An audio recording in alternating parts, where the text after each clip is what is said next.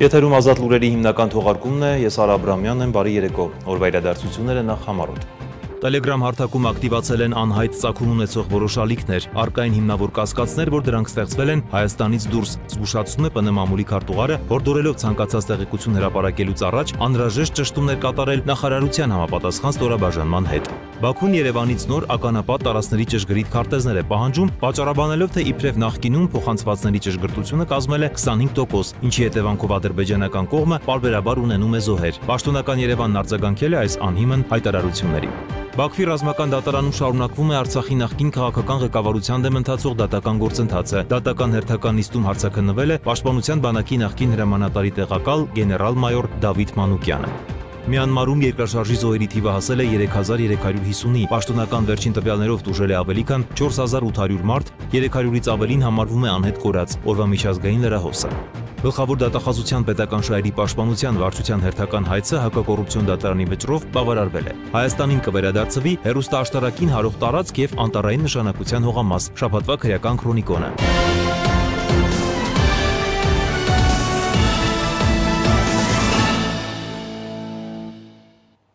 Տելեգրամ հարթակում ակտիվացել են անհայտ ծագում ունեցող որոշ ալիքներ, առկա են հիմնավոր կասկածներ, որ դրանք ստեղծվել են Հայաստանից դուրս, այս մասին գրել է Պաշտպանության նախարարության մամուլի քարտուղարը մանրամասնելով։ Չնայած այն հանգամանքին, որ այդ ալիքներում հրապարակվող բովանդակությունը հայերեն է, առկա են հիմնավոր կասկածներ եւ որոշ տեղեկություններ, ըստ որոնց այդ ալիքները ստեղծվել են Հայաստանից դուրս։ Այս կապակցությամբ լրատվամիջոցների ներկայացուցիչներին կոչ են անում զերծ մնալ նման ալիքներին հղում կատարելուց, նաեւ չվերահրապարակել եւ չտարածել դրանցում զետեղված տեղեկությունները։ Անդրադառնալով բանակին, բանակային դիրքերին եւ առհասարակ պաշտպանական ոլորտին առնչվող տեղեկատվությանը, հորդորում ենք ցանկացած տեղեկություն հրապարակելուց առաջ անհրաժեշտ ճշտումներ կատարել Հայաստանի Հանրապետության Պաշտպանության նախարարության համապատասխան ստորաբաժանման հետ, գրել է նա։ Բաքուն Երևանից նոր ականապատ տարածքների ճշգրիտ քարտեզներ է պահանջում, պատճառաբանելով, թե իբրև նախկինում փոխանցվածների ճշգրտությունը կազմել է 25%, ինչի հետևանքով ադրբեջանական կողմը պարբերաբար զոհեր է ունենում։ Պաշտոնական Երևանն արձագանքելով այս անհիմն հայտարարություններին, պատրաստակամություն է հայտնել միջազգային փորձագետների ներգրավմամբ ստուգել Ադրբեջանին տրված ականապատ դաշտերի տեղեկամատյանների ճշգրտությունը։ Բաքուն Երևանից ականապատ տարածքների ճշգրիտ քարտեզներ է պահանջում։ Ադրբեջանի արտաքին գործերի նախարարության մամուլի քարտուղար Այխան Հաջիզադեն հայտարարել է, թե իբրև միջազգային ճնշումներից հետո Հայաստանի տրամադրած ականապատ տարածքների քարտեզների ճշգրտությունը կազմել է 25%։ Ըստ նրա, ականների պայթյունների հետևանքով ադրբեջանական կողմը պարբերաբար զոհեր է ունենում։ Վերջին դեպքերի ականների պայթյունների ավելի քան 55%-ը տեղի է ունեցել այդ քարտեզներում չընդգրկված տարածքներում։ Հայաստանի քարտեզները ցույց են տալիս մոտ 400,000 ականների տեղակայման վայրերը, սակայն իրական թիվը մոտ 1,5 միլիոն է։ Ադրբեջանցի դիվանագետը հայտարարել է, թե ականների հարցում Հայաստանի այս մոտեցումը եւս մեկ հետքայլ է հետկոնֆլիկտային շրջանում, տարածաշրջանում խաղաղության եւ վստահության ամրապնդման միջոցառումների ուղղությամբ։ Բաքուն ակնկալում է, որ Երևանը կտրամադրի բոլոր ականապատ տարածքների ճշգրիտ քարտեզները, որը կապահովի ներքին տեղահանվածների, անվտանգ վերադարձը եւ տուժած շրջանների վերակառուցումը։ Ադրբեջանի ապակողմնորոշող եւ սադրիչ այս հայտարարությունները Հայաստանն իհարկե անարձագանք չի թողել։ Պաշտոնական Երևանն իդեմս Հայաստանի արտգործնախարարության մամուլի քարտուղար Անի Բադալյանի հայտարարել է. Հայաստանը պատրաստ է միջազգային փորձագետների ներգրավմամբ ստուգել Ադրբեջանին փոխանցված ականապատ դաշտերի տեղամատյանների ճշգրտությունը։ Նա նշել է, որ կարևորելով հումանիտար հարցերի հասցեագրումը 2021 թվականի հունիսի 12-ին, հուլիսի 3-ին, հոկտեմբերի 19-ին, նոյեմբերի 1-ին եւ նոյեմբերի 29-ին Հայաստանն առանց նախապայմանների միակողմանի կերպով Ադրբեջանին է տրամադրել ականապատ դաշտերի թվով 972 տեղեկամասյաններ։ Ավելին, հավատարիմ մնալով մարդասիրական հարցերում գործակցության սկզբունքներին, Հայաստանը հարցումների միջոցով կազմել եւ 2024 թվականի սկզբում Ադրբեջանին է փոխանցել ականապատ դաշտերի նոր տեղեկամատյաններ։ Ադրբեջանը շարունակաբար կասկածի տակ է դնում այդ քարտեզների ճշտգրտությունը։ Չնայած մեր կողմից բազմիցս հայտարարվել է, որ չկան ավելի լավ կամ ավելի ճշտգրիտ քարտեզներ։ Հայաստանը ինչպես նախկինում, այնպես էլ այժմ պատրաստ է միջազգային փորձագետների ներգրավմամբ ստուգել այդ քարտեզների ճշտգրտությունը։ Անի Բադալյանն ընդգծել է, արդարադատության միջազգային դատարանը միանշանակ մերժել է Հայաստանի նկատմամբ ժամանակավոր միջոց կիրառելու պահանջը, որով Ադրբեջանը Հայաստանին մեղադրում էր ականապատումների համար։ Հիշեցնենք, որ 2023 թվականի դեկտեմբերի 7-ին Հայաստանի վարչապետի աշխատակազմի եւ Ադրբեջանի նախագահի վարչակազմի միջև բանակցությունների արդյունքում պայմանավորվածություն ձեռք բերվեց շոշափելի քայլեր ձեռնարկել երկու պետությունների միջև վստահության կառուցման ուղղությամբ։ Այդ պայմանավորվածությունից 6 օր անց 32 գերիներ հայրենադարձվեցին Հայաստան։ Պաշտոնական Երևանն էլ 2024-ի հունվարի 26-ի ականապատ դաշտերի 8 նոր տեղեկամատյան հանձնեց Ադրբեջանին։ Լուսինե Գրիգորյան, Free News, Ազատ լուրեր։ Իսկ Բաքվի ռազմական դատարանում շարունակվում է Արցախի նախկին քաղաքական ղեկավարության դեմ ընթացող դատական գործընթացը, նրանք մեղադրվում են ցեղասպանության, ահաբեկության, ռազմական հանցագործությունների, նաև միջազգային իրավունքի խախտումների համար։ Դատական հերթական նիստում հարցաքննվել է Պաշտպանության բանակի նախկին հրամանատարի տեղակալ գեներալ-մայոր Դավիթ Մանուկյանը։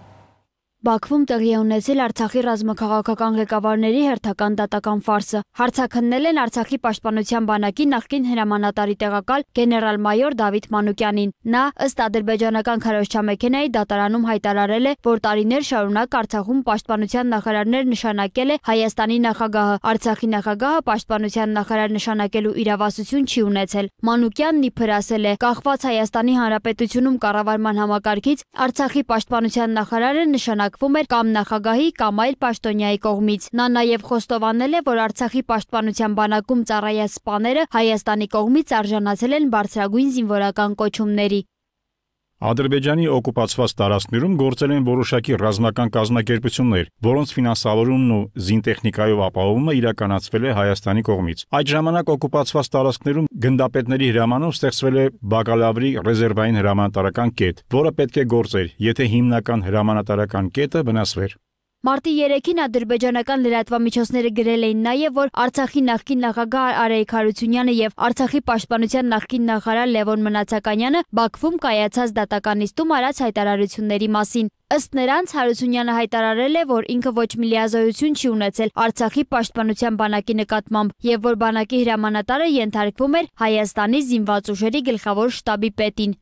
Ես չեմ նշանակել եւ չեմ ազատել զինվորական հրամանատարությանը, քանի որ չունեի դրա իրավասությունը։ 2020 թվականի պատերազմի ժամանակ Հայաստանի զինված ուժերի գլխավոր շտաբի պետ Օնիկ Գասպարյանն ասել է, որ ադրբեջանական օդանավակայանները հիմնական թիրախն են եւ պետք է ոչնչացնել դրանք։ Նախկին նախագահը ըստ ադրբեջանական լրատվամիջոցների ասել է, որ 2020 թվականի հունիսին Երևանում կայացած Հայաստանի եւ Արցախի անվտանգության խորհրդի նիստի ժամանակ պարզվել է, որ Հայաստանը պատրաստ չէ պատերազմի։ Հարությունյանը նաեւ նշել է, որ 2020 թվականի հոկտեմբերի 18-ին Արցախի նախկին նախագահներ Բակո Սահակյանի եւ Արկադի Ղուկասյանի հետ հանդիպումից հետո վարչապետ Նիկոլ Փաշինյանին պատրաստակամություն է հայտնել պատերազմը դադարեցնելու մասին նամակ գրել Ադրբեջանի նախագահին, սակայն հոկտեմբերի 19-ին Երևանում, այդ թվում ընդդիմության հետ հանդիպումից հետո վարչապետը շարունակել է պատերազմը։ Ըստ ադրբեջանական լրատվամիջոցների Արցախի պաշտպանության նախկին նախարար Լևոն Մնացականյանն էլ հայտարարել է, որ 2020 թվականի սեպտեմբերի 20-ին գաղտնի որոշում է կայացվել։ Հաղորդվում է նաև, որ նա հայտարարել է. Հայաստանի կանոնավոր բանակի կազմում մասնակցել եմ Ադրբեջանի դեմ պատերազմին։ Զինծառայությունից զորացրվելուց հետո վարչապետն ինձ արգելել է բանակի հետ կապ հաստատել։ Պետք է հաշվի առնել այն հանգամանքը, որ Բաքվում պահվող Արցախի ռազմաքաղաքական ղեկավարության անդամները ենթարկվում են ահռելի ճնշման, հոգեբանական եւ ֆիզիկական կտանքների։ Հետևաբար նրանց հայտարարությունները չեն կարող դիտարկվել որպես հավաստի տեղեկատվություն, քանի որ ակնհայտ է, որ Ադրբեջանը նրանցից կորզում է այնպիսի ցուցմունքներ, որոնք շահեկան են իր քարոզչական նպատակների համար։ Դատական գործընթացը շարունակվում է, իսկ հաջորդ նիստը նշանակվել է ապրիլի 7-ին։ Սոնա Գիշյան, Free News, Ազատ լուրեր։ Թողարկման այս հատվածում էլ շաբաթվա կարևոր եւ ուշագրավ զարգացումների մասին խոսել եմ Հայաստանի Եվրոպական կուսակցության նախագահ Տիգրան Խզմալյանի հետ։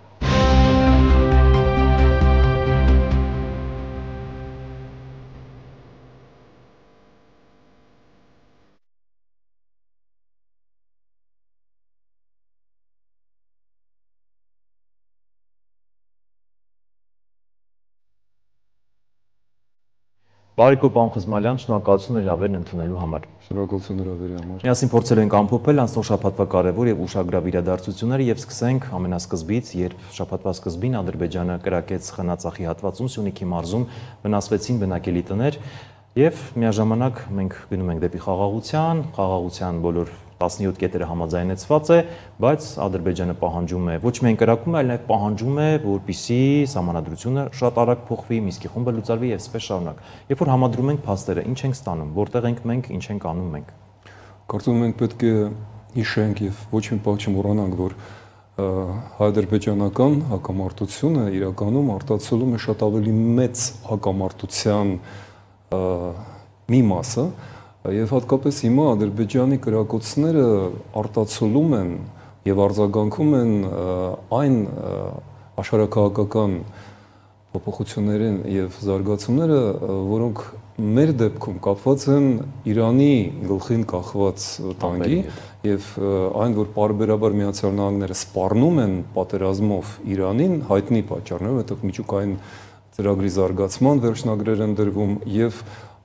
ինչպես կասեին, հիմա առիթավորվում է Ադրբեջանը այն պահին, երբ որ զգում է, որ Միացյալ Նահանգները կարող են Իսրայելի կամ այլ խաղացողների միջոցով գրոհել Իրանին, որովհետև ամենայն հավանականությամբ Ադրբեջանի եւ Ռուսաստանի մշտական նպատակը Սյունիքի ճեղքումը, այսպես կոչված Զանգեզուրի միջանցքը, կարող է իրականացվել այն դեպքում, երբ որ մեկուսացվում է եւ հարված է հասցվում Իրանին այդ ծխավարակույրի ներքո միայն այս պահին Ադրբեջանը եւ Ռուսաստանը կհանդգնեն ճեղքել Սյունիքը եւ իրականացնել 20 թվականի պատերազմի գլխավոր նպատակը։ Ահա ինչու մեր իրավիճակը կապված է սերտորեն Իրանի հետ ընդհանրապես տարածաշրջանի եւ հետեւաբար հենց այստեղ է որ մեր անվտանգությունը չի կարող խարսխվել տարածաշրջանային բալանսի վրա, որը կախված չէ մեզնից։ Մենք անպայման նաեւ այս պատճառով, նախ եւ առաջ այս պատճառով պետք է ունենանք հզոր դաշնակիցներ եւ այս պահին միակ հնարավորությունը դա Եվրամիության անդամակցումն է, ահա ինչու նույն այս օրերին, ինչի մասին դուք խոսում եք, կարևորագույն զարգացումներից մեկը կամ ամենակարևորը մեզ համար դա օրենքի ընդունումն էր Հայաստանի Եվրամիության անդամակցության գործընթացի սկիզբը, այն որ նախագահը դա վավերացրեց եւ Եվրամիությունը նկատեց, գնահատեց դա եւ սկսվում է այդ։ Սա է անվտանգության մեզ համար եթե ոչ միակ, ապա լավագույն երաշխիքը։ Եվրամիությանը դեռ կանդրադառնանք, բայց շարունակելով Ադրբեջանի կրակոցները եւ նաեւ նշեցիք Իրանի թեման, այստեղ նաեւ հատկանշական է, երբ երեք փաստացիորեն Միացյալ Նահանգների նախագահ Դոնալդ Թրամփը, թիվ 1 գերտերության թիվ 1 ղեկավարը, նշեց, որ անհամբեր սպասում է Հայաստանի Ադրբեջանի միջև խաղաղության համաձայնագրի ստորագրմանը։ Էդիկ Ջեյքոբսն է ասել այս մասին։ Այս մասով ինչ կարող եք ասել, այսինքն Միացյալ Նահանգները շահագրգռված է, որ Կովկասում հակամարտությունը ավարտվի, լուծվի, բայց Ադրբեջանը կարծես տուրք է տալիս եւ շարունակում է կրակել։ Խնդիրն այն է, որ Միացյալ Նահանգները զբաղված են փաստորեն տնտեսական պատերազմով, որը Թրամփը հայտարարել է ողջ աշխարհին, այդ տարիֆային պատերազմը դա շատ 10%-ով հայտարարել է։ Դա նվազագույն է, կան երկրներ, որ 76% է հասել, ընդ որում դա բավական անհեթեթ է, բայց հիմա քանի որ մենք այլ թեմա ենք քննարկում, ասեմ, որ Թրամփին այդ ամեն ինչի համար իհարկե պետք էր, որ պատերազմը, տնտեսական պատերազմը չվերածվի որևէ տեղ տակ պատերազմի, իրական պատերազմի, ահա ինչու նա միաժամանակ նախաձեռնել է ռուս-ուկրաինական, իսրայել-արաբական այդ պատերազմների նա փորձում է խաղաղացնել դա, եւ մենք տեսնում ենք, որ ոչ մեկը ոչ մյուսը չի ստացվում։ Ղազայում էլի հարյուրավոր մարդիկ են զոհվում, ռուս-ուկրաինական ռազմաճակատում օրական մինչև 1000 մարդ է զոհվում։ Այո, ահա ինչու Ադրբեջանը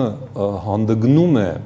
նույն այս տրամաբանության, չէ՞ որ հենց Իսրայելը եւ Ռուսաստանն է Բաքվի հիմնական մոդերատորները, ասենք մոդերատորները, եթե ոչ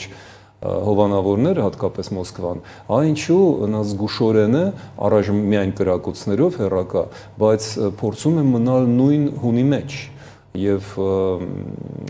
եթե գոնե որևէ տեղ Թրամփին հաջողվեր հասնել խաղաղությանը, մեզ մոտ այդ գործընթացը կգնա շատ արագ եւ տեսեք ով է խոսում խաղաղության մասին, դա Մարկ Ռուբիոն չէ այս պահին, դա ընդհանրապես էներգետիկայի հարցերով տեղական։ Իսկ ինչու էներգետիկայի եւ ինչու Բաքվից, որովհետեւ Միացյալ Նահանգների համար Բաքուն դա նախ եւ առաջ էներգետիկ ռեսուրսների ինչ որ մի աղբյուր է, ահա ինչու դա դեռ չի հասնում բարձր մակարդակի եւ Ալիևը դեռևս փորձում է խաղալ կրակի հետ։ Տեսեք, նաև շատ կարևոր հանդիպում տեղի ունեցավ Գերմանիայի Դաշնային Հանրապետության նախագահ Ֆրանկ Վալտեր Շտայնմայերը Հայաստանում էր, որից հետո անմիջապես գնաց Ադրբեջան։ Այստեղ նա երբ եկավ, հանդիպեցին, նախ ինչպես է գնահատում հանդիպումը, իսկապես արդյունավետ կարևոր էր եւ այնտեղ դեսպանը իր Twitter-յան X-ի էջում Արցախի դրոշը հրապարակեց, որից հետո ներողություն խնդրեց Ադրբեջանի վայնասունից հետո գնացին Բաքու եւ այնտեղ նշեցին, որ այո, Ղարաբաղը միշտ էլ եղել է Ադրբեջան եւ այսպես շարունակ։ Ինչու է ստացվում այնպես, որ գալիս գալիս են այստեղ այլ բան են ասում, գնում են այնտեղ այլ բան են ասում։ Գուցե դա մեր արտաքին քաղաքականության թերացումն է ինչ որտեղ։ Հենց դա է։ Եթե Հայաստանի դիրքորոշումը Արցախի հարցում մնար նույնը, այսինքն մարդու իրավունքների, ազգի իրավունքների ինքնորոշման պաշտպանությունը, եթե խոսք չգնար հայտեր հետ վերցնելու մասին, եթե արցախցիների շարժումը այստեղ ղեկավարվեր կառավարական մակարդակով, եթե այդ ամենը գաղափարախոսություն ունենար, եթե մարդիկ եւ դրսում եւ ներսում չզգային Փաշինյանի կառավարության պատրաստակամությունը ջրել, փակել Արցախյան էջը, ապա Շտայնմայերը տուրք չէր տա Բաքվի վայնասունին, որովհետև նա կունենար հակակշիռ Երևանից, բայց քանի որ Երևանը լռում է, իսկ խոսում է միայն Բաքուն, Բեռլինը տվյալ դեպքում խաղաղություն է ուզում, եւ եթե կրկնում եմ, մի կողմից չկա այդ ճնշումը եւ դիրքորոշումը, իսկ մյուս կողմից ճնշումը կա, հետեւաբար հավասարակշռությունը գնում է ոչ մեր օգտին։ Ահա ինչու Շտայնմայերը իհարկե պատահական չէր Արցախյան դրոշը դրել, որովհետեւ նրանք դիտում են այս ամենը Այսինքն նրանք մեսիջը տալիս են եւ մենք այստեղ ոչինչ բան չենք անում։ Մենք ոչ մի բան չենք անում, մենք չարձագանքեցինք դրան եւ սա ողբերգություն է իհարկե եւ մեծ սխալ է, որը մենք դեռևս պետք է շտկենք։ Իսկ ինչպես պետք է շտկվի այդ սխալը։ Սա արդեն մեծագույն հարց է։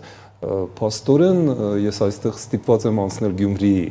թեմային, որովհետև դա կապված է։ Շատ կարճ կանդրադառնանք։ Դա կապված է նրանով, որ մենք տեսնում ենք, որ ընտրությունները եւ ոչ առաջին անգամ եւ նույն օրը Փարաքարի ընտրությունները եւ Երևանի քաղաքապետարանի ընտրությունները ցույց են տալիս, որ ժողովուրդը ինչպես եւ իմիջիալից ողջ աշխարհում այլևս չի վստահում գործող իշխանություններին։ 20 թվականից ողջ աշխարհում Ամերիկայից մինչև Եվրոպա ու մինչև Հայաստան սկսվել է այս մեծագույն շարժումը, դա քաղաքացիների ըմբոստությունն է գործող իշխանությունների դեմ։ Վստահություն չկա, ինչպես շատ նրբորեն եւ ճիշտ իմ կարծիքով նկատեց վերջերս մեր գործընկեր Միքայել Զոլյանը, ԿՊ-ն, եթե խոսենք մեր իշխանության մասին, դադարեց լինել փոքր մարդու քաղաքացու կուսակցությունը եւ դարձավ պետական ապարատի խոշոր օլիգարխներին սպասարկող ինչ որ մի կառույց եւ ժողովուրդը դա զգաց, անվստահությունը հիմնված է նաեւ դրա վրա։ Ահա ինչու ոչ Արցախի հարցում, ոչ ժողովրդավարության հարցում, ոչ Եվրոմիությանը անդամակցելու հարցում լայն զանգվածները այլևս չեն վստահում գործող իշխանություններին եւ նրանց, ինչպես Եվրադաշինքին, ում համարում են այս դաշտում խաղացող։ Տեսեք, Եվրադաշինքից խոսեցիք, նաև կցանկանայի հասկանալ, ինչ իրավիճակում է այսօր այդ գործընթացները, որ Հայաստանը պետք է գնա Եվրոմիություն, Եվրոպա։ Ինչ փուլում է, հասարակության հետ աշխատանքը ինչպես է ընթանում, քաղաքացիական հասարակությունը ինչ դիրքորոշում է ձևավորում, որովհետև երբ որ խոսում են եվրոպական արժեքներից, բայց գնում են խորհրդային արժեքներին են ընտրում, հա, այդ ընտրությունները նաև դրա ցուցիչներ։ Մտավախություն չկա, որ այս գործընթացը կտապալվի ինչ որ փուլում։ Մտավախություն իհարկե կա եւ մենք ընդունում ենք մեր մեղքի բաժինը,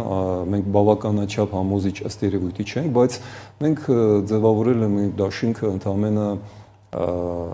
աշնան ամռան ամիսներին, դեռ կես տարի չի անցել եւ մենք դեռ ժամանակ, թե ժամանակը շատ քիչ է, պետք է օգտագործենք այդ ժամանակը ավելի հասկանալի եւ համոզիչ լինելու, բայց խնդիրն այն է եւ մենք դա հասկանում ենք, որ Հայաստանը չունի այլ ընտրանք, բացի Եվրամիությունից, չէ՞ որ մենք սկսեցինք անվտանգային հարցերից։ Հայաստանը այն եզակի երկրներից է, որ միանում է Եվրոպային նախ եւ առաջ, ոչ թե տնտեսական կամ գաղափարախոսական, քաղաքակրթական, այլ նախ եւ առաջ անվտանգային հարցերով մտահոգված։ Մենք տեսնում ենք, որ անվտանգությունը երկրի Եվրամիությունում է։ Գյումրեցիք այդ պահին մտածում են իրենց ընտանիքների անվտանգության մասին, անձնական անվտանգության մասին։ Դա նաև վախի մթնոլորտ էր, որը ստեղծեց այս տրագիկոմիկ ընտրությունները,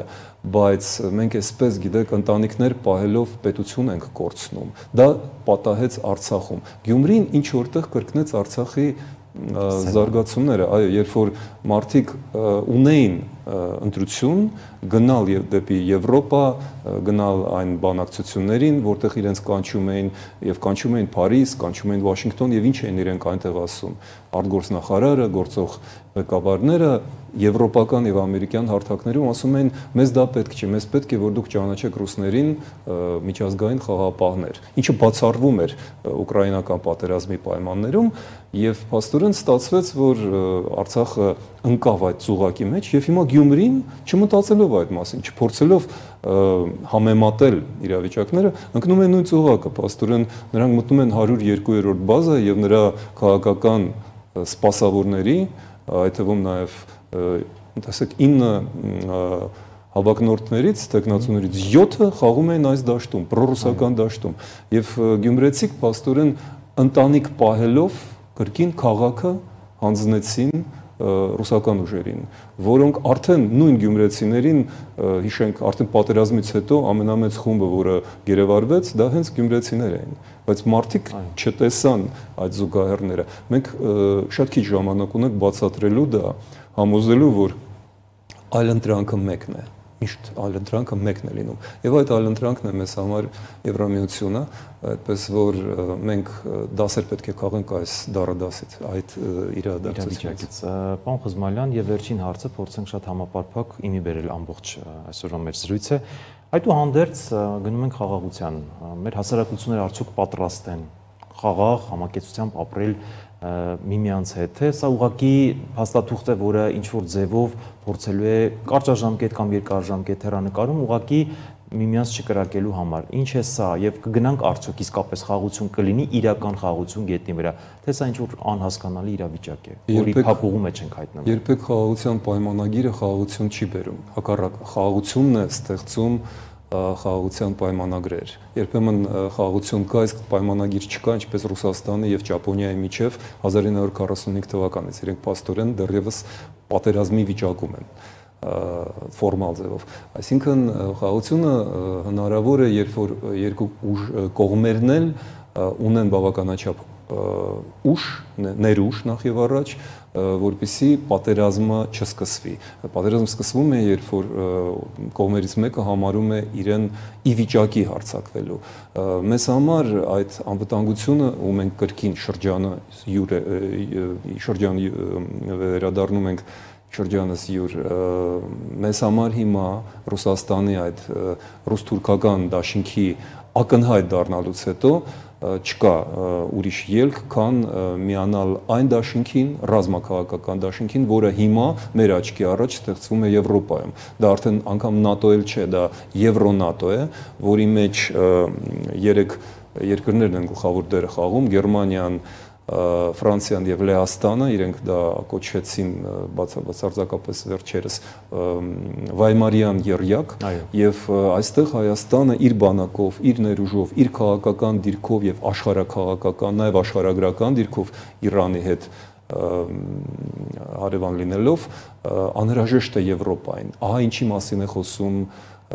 ինչի մասին էր խոսել Գերմանիայի նախագահ Շտայնմայերը Երևանում, ասելով, որ Եվրոպան սպասում է ձեզ եւ Գերմանիան աջակցելու է ձեր եվրոանդամակցությանը։ Շնորհակալ եմ մեր հրավերն ընդունելու համար։ Շնորհակալություն։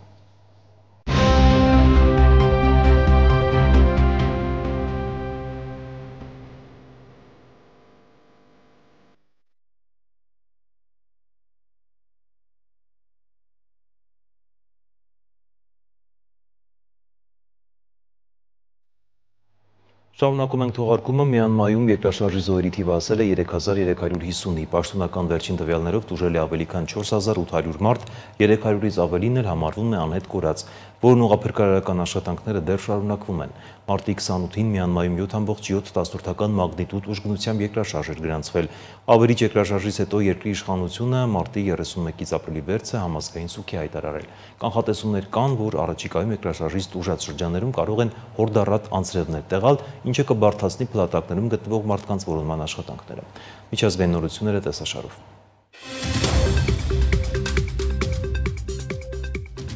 Ապրիլի 4-ին ուկրաինական Կրիվոյ Ռոգ արդյունաբերական քաղաքի բնակելի թաղամասի ռուսական հրթիռակոծության հետևանքով զոհվել է առնվազն 19 մարդ, որոնց թվում 9 երեխա, հայտնում են ուկրաինական պաշտոնական աղբյուրները։ Նախագահ Զելենսկիի հայրենիքի քաղաքի վրա հարձակումը դարձել է այս տարի խաղաղ բնակիչների վրա ամենամահաբեր հարձակումներից մեկը, հայտարարել է Դնեպրոպետրովսկի շրջանի նահանգապետ Սերգեյ Լիսակը։ Նա նշել է, որ քաղաքում փրկարարական գործողությունը շարունակվում է, ներքին գործերի նախարարի փոխանցմամբ ավելի քան 50 մարդ վիրավորվել է, նրանց թիվը կարող է աճել։ Ռուսաստանի պաշտպանության նախարարությունը հայտարարել է, որ հարձակման թիրախը քաղաքում ռազմական պաշտոնյաների հանդիպումն էր եւ հարվածն էլ բնութագրել որպես բարձր ճշտկրտություն։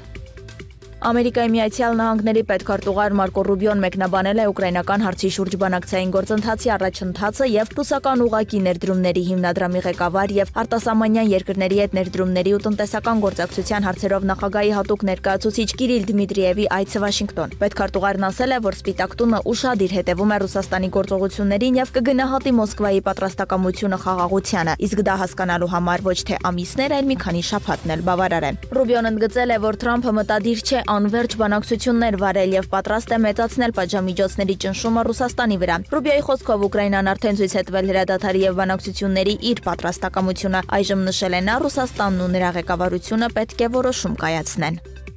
Ֆրանսիացի զինվորականներն առաջիններից են, որ կտեղակայվեն Ուկրաինայում, այս մասին հայտարարել է Ուկրաինայի նախագահ Վոլոդիմիր Զելենսկին։ Երբ եւ ինչ քանակով չեմ կարող ասել, բայց նման պայմանավորվածություններ ունենք Ուկրաինայում օտարերկրյա զորակազմի տեղակայման շուրջ բանակցությունները կշարունակվեն եւս մեկ ամիս։ Շատ այլ երկրներ ցանկանում են զորք ուղարկել Ուկրաինա, ասել է նա։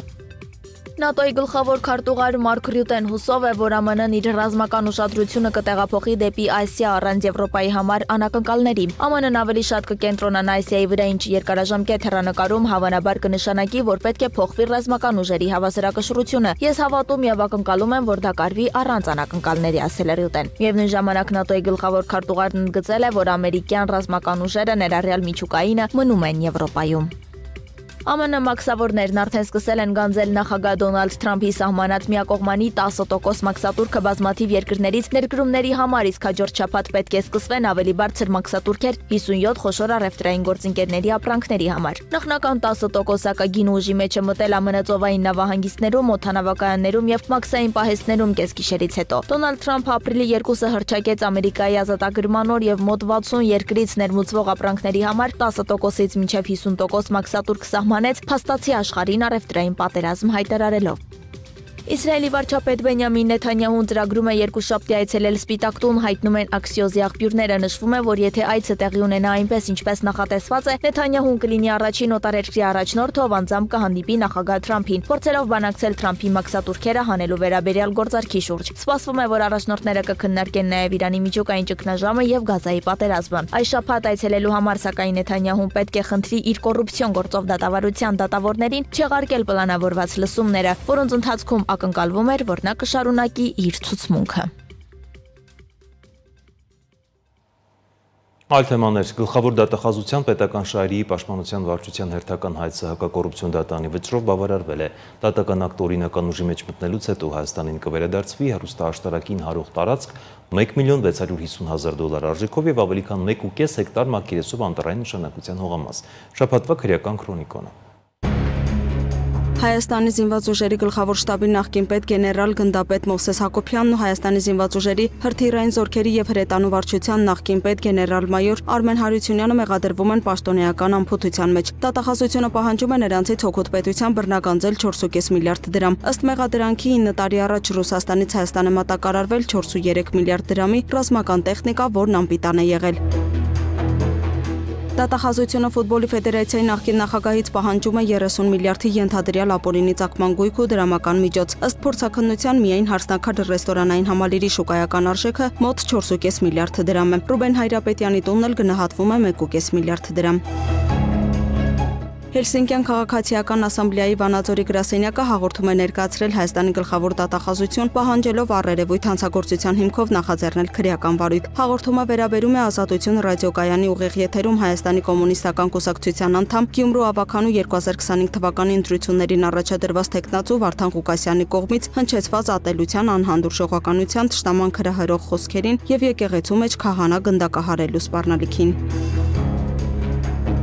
Գյումրու ավագանու արտահերտ ընտրությունների ընթացքում կատարված ընտրախախտումների վերաբերյալ նախաձեռնվել է 10 քրեական վարույթ, մասնավորապես թիվ 31 կոտորակ 02 ընտրատեղամասում ընտրողը քվեախցիկում իրականացրել է լուսանկարահանում, թիվ 31 կոտորակ 70 եւ 31 կոտորակ 17 ընտրատեղամասերում արձանագրվել է բաց քվեարկության փորձի 2 դեպք։ Շուրջօրյա խնամքի կենտրոնի շահառուներին ուղղորդել են քվեարկել թեկնածուներից մեկի օգտին։ Թիվ 31 կոտորակ 03 ընտրատեղամասում վստահված անձը ուղղորդել է ընտրողին հոգու թեկնածուներից մեկի։ Թիվ 31 կոտորակ 37 ընտրատեղամասից հեռացրել են հավատարմագրված դիտորդին այն բանից հետո, երբ նա բարձրաձայնել է ընտրատեղամասում տեղի ունեցող խախտումների մասին։ Թիվ 31 կոտորակ 4 ընտրատեղամասում դեռևս ինքնությունը չպարզված երկու անձի կողմից ճնշում է գործադրվել վստահված անձի նկատմամբ։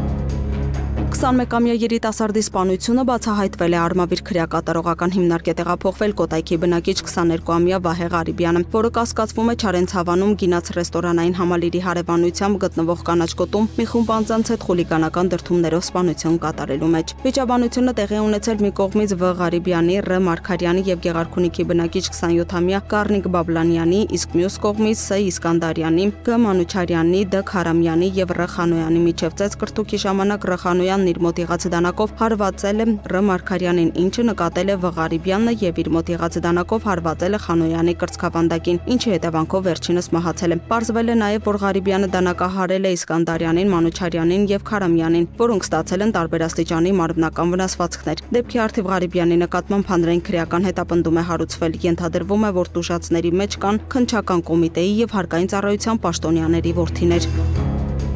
Ավարտվել է Սևան ազգային պարկի նախկին տնօրենի նկատմամբ նախաձեռնված քրեական վարույթի նախաքննությունը։ Ըստ այդմ ՎԳ-ն զբաղեցնելով Սևան ազգային պարկ պետական ոչ առևտրային կազմակերպության տնօրենի տեղակալի, այնուհետև տնօրենի պաշտոնը կազմել է կեղծ հանձնման ընդունման արձանագրություն եւ մի խումբ անձանց օժանդակությամբ պոակից կատարել խոշոր չափերով ընդհանուր 3,682,691 դրամի գումարի հափշտակություն։ Բացի այդ, այլ դրվագով պոակի նախկին տնօրենը կեղծ հաշվետվությունների միջոցով հափշտակել է պետության ընդհանուր 20,405,214 դրամ գումարը։ Այնուհետև իրականացրել է հանցավոր ծագում ունեցող առանձնապես խոշոր չափերով փողերի լվացում։ ՎԳ-ի նկատմամբ հարուցվել է հանրային քրեական հետապնդում, որպես խափանման միջոց ընտրվել է կալանքը, հայտարարվել հետախուզում։ Գեղարքունիքի պարեկները Երևան-Սևան Իջևան ճանապարհին ծառայություն իրականացնել, ձերբակալել եւ Սևանի բաժին են ներկայացրել Հրազդանի 26-ամյա մի բնակչի, որը ներկայացրել է կիսամոխրացած հետքերով կաթուցիչ։ Մեկ այլ դեպքում նույն ճանապարհին պարեկները ձերբակալել ու բաժին են տեղափոխել 23-ամյա վարորդին եւ 2 ուղևորին։ Բաժնում 18-ամյա ուղևորը պայուսակից ներկայացրել է պոլիէթիլենային տոպրակով եւ թղթե փաթեթով տեղնականաչավուն զանգվածներ եւ կրփազենք։ Մի կրփազենք էլ ներկայացրել է մյուս ուղևորը։ Հաջորդ դեպքում Սևանի բաժին տեղափոխված 45-ամյա վարորդը մեքենայի սրահից ներկայացրել է ծխախոտի տուփ, մեջը մոխրացված հետքերով կաթուցիչներ։ Մեկ այլ դեպքում պարեկները ձերբակալել են Երևանի բնակիչ 30-ամյա երիտասարդին։ Բաժնու վարորդը ներկայացրել է պոլիէթիլենային տոպրակով դեղնականաչավուն զանգված, բոլոր դեպքերով կազմված փաստաթղթերը ներկայացվել են նախաքննական մարմին։ Ներքին գործերի նախարարությունից հայտնում են, որ այս տարվա առաջին եռամսյակում արձանագրվել է առգրաված թմրամիջոցների քանակի մոտ 92% աճ։ 2025-ին դատարան է ուղարկվել 2 խոշոր գործ։ Իրանից Մաքսանենք ճանապարհով Հայաստան է տեղափոխվել 65 կիլոգրամ մարիխուանա։ Այս դրվագով հանրային քրեական հետապնդում է հարուցվել 16 անձի նկատմամբ, եւս 2 անձ մեղադրյալի կարգավիճակ ունի 4 կիլոգրամ թմրամիջոցի գործով։ Այսքան այս ժամի համար ցտեսություն։